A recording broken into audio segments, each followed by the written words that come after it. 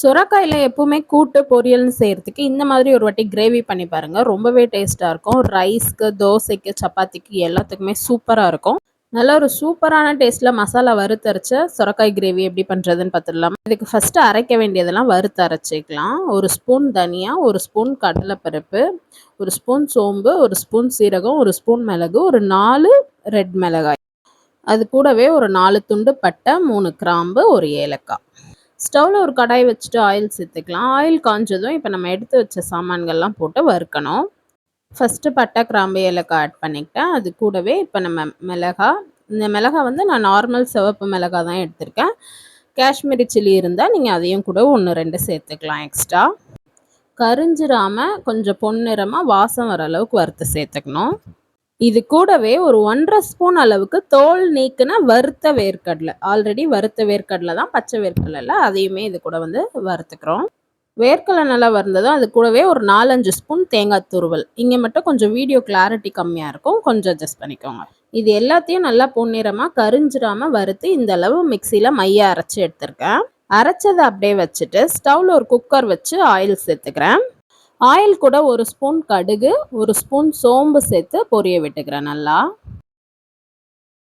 கடுகு, சோம்பு நல்லா பொரிஞ்சதும் ஒரு நல்ல பெரிய வெங்காயத்தை கட் பண்ணி சேர்த்துக்கிறேன். நீங்கள் மீடியம் சைஸ் வெங்காயம்னா 2 சேர்த்துக்கோங்க. அது கூடவே கொஞ்சம் கருவேப்பிலை சேர்த்துக்கிறேன். இதை ரொம்ப வதக்கணும்னு அவசியம் இல்லை. ஓரளவு வதங்கினதுக்கப்புறம் நம்ம நல்லா பொடியாக கட் பண்ணி க்ளீன் பண்ணி வச்ச சொரக்காவையும் இது கூடவே சேர்த்து நல்லா வதக்கிக்கிறேன். இந்த வெங்காயத்தோட சொரக்காய் வந்து நல்லா வதங்கணும். நல்லா பொடி பொடியாகவே கட் பண்ணிக்கோங்க, ரொம்ப பெருசாக கட் பண்ணாதீங்க. நல்லா தண்ணி விட்டு வதங்கி வர அளவுக்கு வதக்கிக்கோங்க. சொரக்காய் நல்லா வதங்க கிரேவி நல்லா டேஸ்ட்டாக இருக்கும்.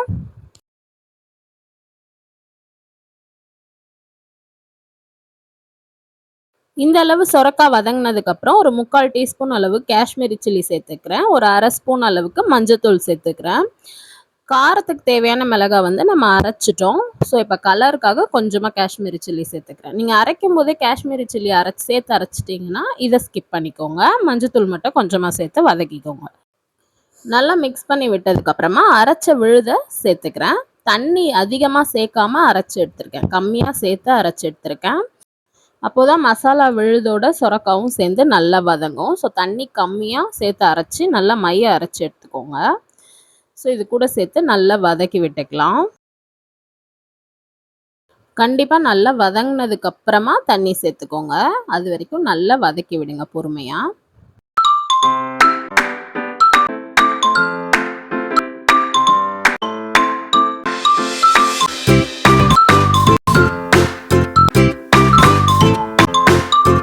இப்போ அரைச்ச ஜாரில் கொஞ்சமாக தண்ணி சேர்த்துக்கிறேன்.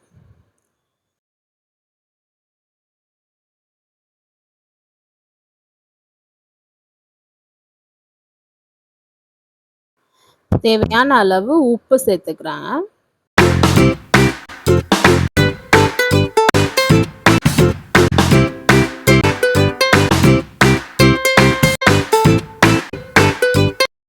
அவ்வளோதான். உப்பு கரெக்டாக இருக்கான்னு செக் பண்ணிவிட்டு குக்கரை போட்டு ஒரு 2 விசில் விட்டு எடுத்திங்கன்னா சூப்பராக எண்ணெய் பிரிஞ்சு வந்துடும்.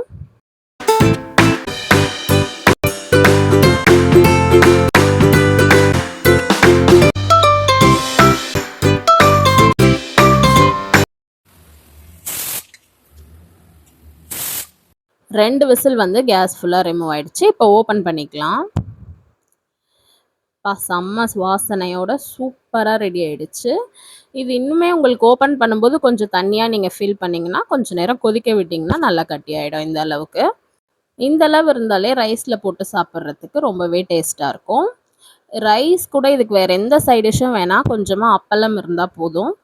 அவ்வளோ ஒரு டேஸ்ட்டாக இருக்கும் ரைஸ் கூட சாப்பிட்றதுக்கு. கண்டிப்பாக ட்ரை பண்ணி பாருங்கள். இன்னும் தோசை, சப்பாத்தி கூடயுமே நல்லாயிருக்கும். சூப்பராக பேட் அப்பளம் பொரிச்சு வச்சு சாப்பிட்டாச்சு. இந்த வீடியோ உங்களுக்கு யூஸ்ஃபுல்லாக இருக்கும்னு நினைக்கிறேன். கண்டிப்பாக நம்ம சேனலையும் சப்ஸ்கிரைப் பண்ணிவிடுங்க. வீடியோக்கும் ஒரு லைக் கொடுத்துருங்க. தேங்க்ஸ் ஃபார் வாட்சிங்.